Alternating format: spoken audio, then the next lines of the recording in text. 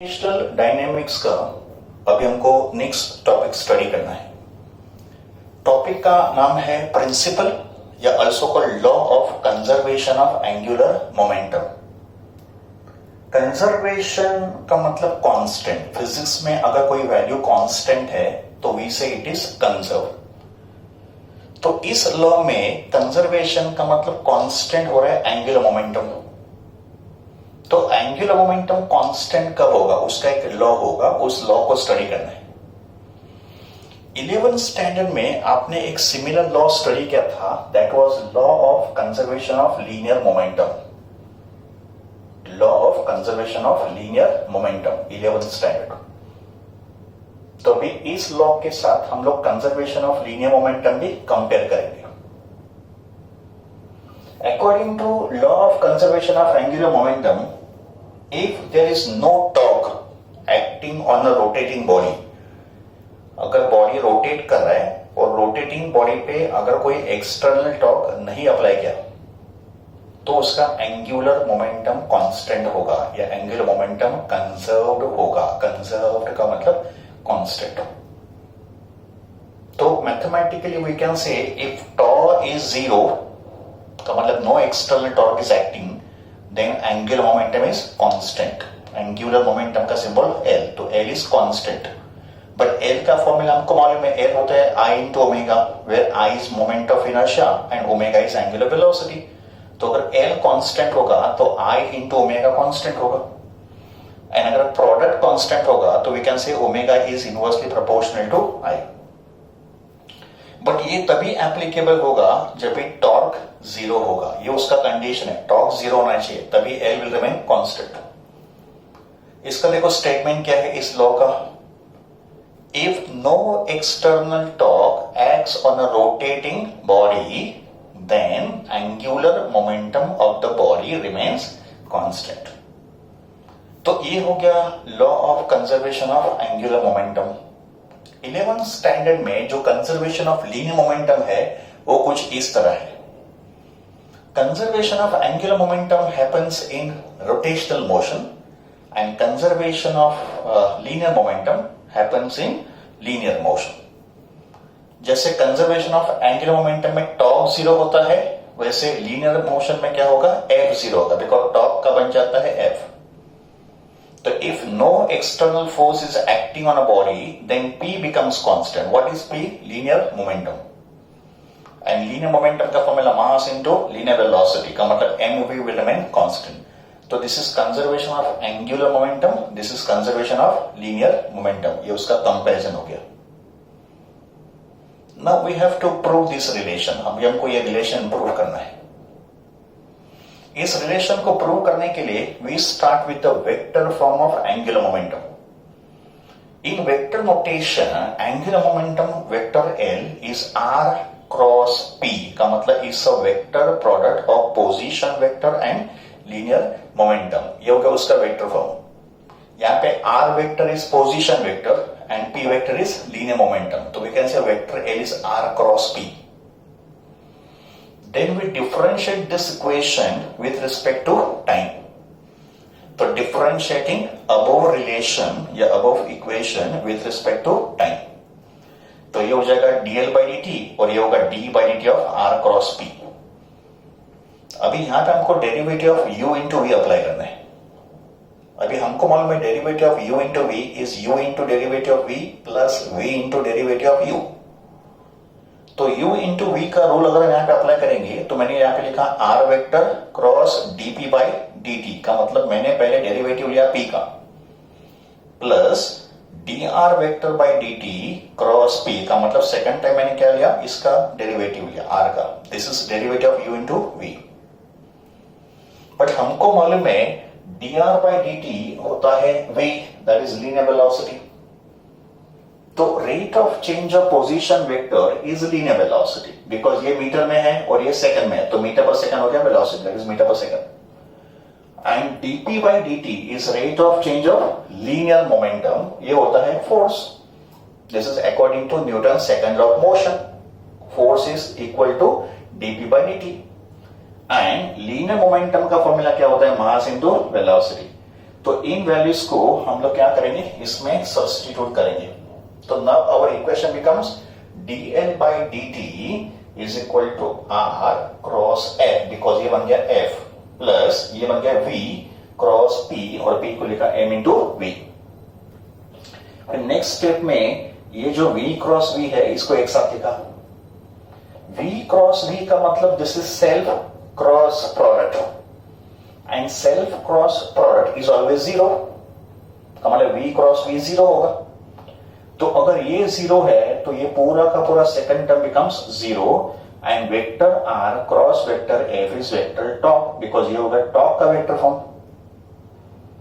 तो इसको रिप्लेस करो टॉर्क से, तो हमारी इक्वेशन क्या बन गया, torque equals to dl by dt, का मतलब we can say torque is equal to rate of change of angular momentum.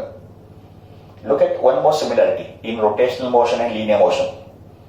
Rotational motion में टॉर्क होता है dl by dt, linear motion में f होता है dp by dt। ये दो इक्वेशन भी सिमिलर है, देखो दे आर सिमिलर।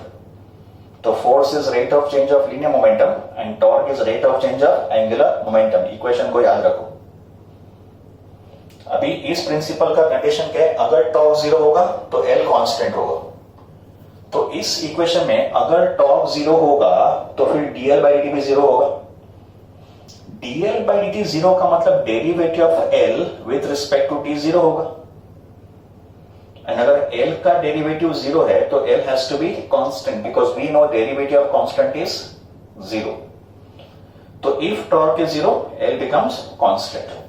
तो ये हो गया proof of conservation of angular momentum. Conservation of angular momentum prove करने के बाद अभी इसके हम लोग एग्जाम्पल डिस्कस करेंगे। Law of conservation of angular momentum के examples. Law of conservation of angular momentum is used when body needs to rotate faster. तो अगर किसी एक्टिविटी में या किसी स्पोर्ट्स में अगर किसी स्पोर्ट्समैन को एथलीट्स को अपने बॉडी को फास्ट रोटेट करना है, तो in that case that person will apply conservation of angular momentum. According to conservation of angular momentum, अभी हमने इसको जस्ट प्रूव किया था कि अगर टॉर्क जीरो है तो L विल रिमेन कांस्टेंट, का मतलब I omega will remain constant, and अगर I ओमेगा कांस्टेंट है तो angular velocity is inversely proportional to moment of inertia. इसका मतलब मोमेंट ऑफ इनर्शिया को इंक्रीज या डिक्रीज करके angular speed of rotation can be increase और decrease, because this principle says if moment of inertia decreases angular velocity increases and vice versa. तो law of conservation of angular momentum is used by acrobats in a circus. It is also used by divers in swimming when they jump from a diving board. And it is also used by the ballet dancer and ice skaters. We are discussing two examples in detail. ये जो first example है ये driver का है। बच्चों आपने Olympics में diving event देखा होगा, ओलंपिक्स में है ना, उस इवेंट का नाम है समरसॉल्ट। 2.5 somersault, 3.5 somersault. तो उस डाइविंग इवेंट में कंजर्वेशन ऑफ एंगुलर मोमेंटम देखो कैसे अप्लाई होता है। तो in that indoor event, diving event is an indoor event, तो इसमें एक बड़ा सा स्विमिंग पूल होता है।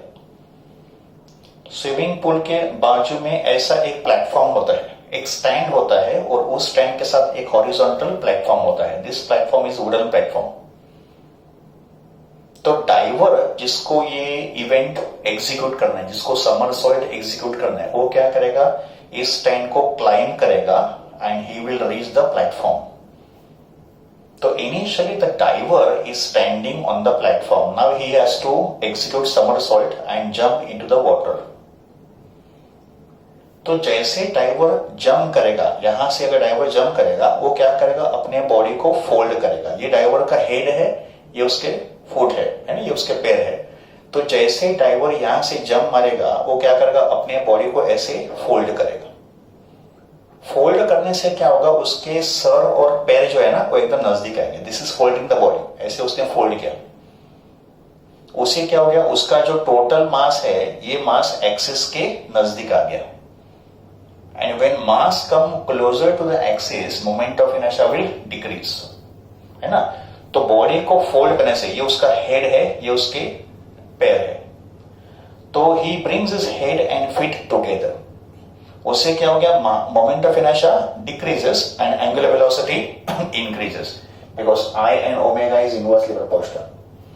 If omega increases, then the diver begins to rotate. वो क्या करेगा, रोटेट करना शुरू करेगा. He will continue to rotate as long as his body is in a folded state. फिर ये डाइवर देखो पानी के नजदीक आ गया. Now when the diver comes close to the water, he has to jump straight into the water. इसको इस पोजीशन में जंप नहीं करना है, उसको ऐसे स्ट्रेट पोजीशन में जंप करना है पानी के अंदर. तो स्ट्रेट पोजीशन में पानी के अंदर जंप करने के ऑपोजिट वो क्या करेगा, बॉडी को स्ट्रेच करेगा. पहले उसका बॉडी फोल्डेड स्टेट में था, जैसे वो पानी के नजदीक आएगा वो अपने बॉडी को ऐसे स्ट्रेच आउट करेगा. इससे क्या हो गया, उसका जो मास था ना वो मास स्प्रेड हो गया. एंड मास अगर स्प्रेड हो गया तो moment of inertia will increase and therefore angular velocity will decrease. तो वो अपना रोटेशन स्टॉप करके सीधा पानी में जंप करेगा. तो इस इवेंट को बोलते हैं somersault event. And diver while taking this dive into the pool of water has applied the law of conservation of angular moment. So in all these activities, this type of conservation of momentum is applied. तो circus में acrobatic event perform करने के लिए, या belly dance करने के लिए, या आइस स्केटर को फास्ट आइस पे रोटेट करने के लिए conservation of angular momentum apply करना है. A similar example I am discussing over here. का मतलब ये एक और एग्जाम्पल है. अभी ये जो एग्जाम्पल है, this can be of the form of ballet dancer या आइस स्केटर. तो पहले केस में ये जो पर्सन है ये रोटेट कर रहा है. तो पहले केस में person is rotating with the arms outstretch. वो क्या कर रहे हैं, अपने आर्म्स को ऐसे आउटस्ट्रेच करके रोटेट कर रहा है. तो suppose I1 is the moment of inertia in the first case and let omega 1 be the initial angular velocity. अभी रोटेट करते करते उसने क्या किया, अपने आर्म्स को ऐसे फोल्ड कर दिया. सेकंड केस में है ना, पहले आर्म्स स्ट्रेच थे, अब उसने आर्म्स को फोल्ड कर दिया और उसने पैर को भी ऐसे एक साथ ला दिया. ऐसे पूरे बॉडी को उसने फोल्ड कर दिया. तो observe in the second case, person ने अपने बॉडी को क्या किया, फोल्ड कर दिया. का मतलब उसके पैर भी नजदीक आ गए और उसके जो हाथ थे वो भी नजदीक आ गए. इसका मतलब यहां से यहां जाने में उसका जो मास डिस्ट्रीब्यूशन था वो मास डिस्ट्रीब्यूशन एक्सिस के क्लोज आ गया. का मतलब बॉडी का जो मास था वो एक्सिस के क्लोज आ गया. तो उससे क्या हो गया, moment of inertia will decrease. And if moment of inertia decreases, angular velocity will increase. इसका मतलब ये पर्सन जब भी अपने आर्म्स को फोल्ड करेगा उसका एंगुलर स्पीड जो है ना वो इंक्रीज होगा. इसका मतलब person rotating can change the speed of its rotation by simply changing the moment of inertia. तो यहां हम लोग क्या बोलेंगे, since I2 is less than I1, omega 2 will be greater than omega 1. Moment of inertia को उसने decrease किया, angular velocity automatic increase होगा. वापस अगर इस स्टेट में आएगा तो क्या होगा, moment of inertia will increase and angular velocity will decrease. तो these are some examples of law of conservation of angular momentum.